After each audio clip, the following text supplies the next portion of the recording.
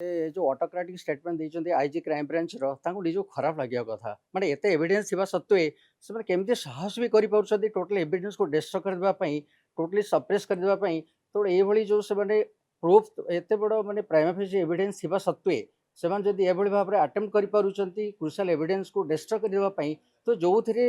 माने तांको एविडेंस खोजिया पडुथिबो सेटा किछि करू नथिबे जो तेरे प्राइमा फेसी एविडेंस नथिबो सेतिरे से किसी करू नथिबे एमती हजार हजार केसेस से सब डिस्ट्रॉय कर दैछंती जोटा कि काली भी से क्राइम ब्रांच रो जो आईजी कहले सार्थक षडंगी बाबू से तो प्रमाण हो गला तेणु एते दुखर कथा से गोटे पदे पदे बस क्राइम ब्रांच को कौन भरोसा थिला तो सौम्यकर माँ तांकर परिवार एवं तांकर जो गाँव ग्रामवासी वृंद एवं आमे माने जो सब रहीछु आम गोटे आशा थिला ना क्राइम ब्रांच को तदंत भार दि जाइए मैंने से किसी ना किसी गोटे माने इन्वेस्टिगेशन को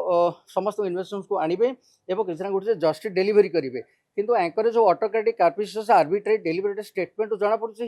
दे विल नॉट डू एनीथिंग एवटा जेपर जदी जदी मु एनएचएस रे कंप्लेंट लॉन्च करी न थांती एवं केवल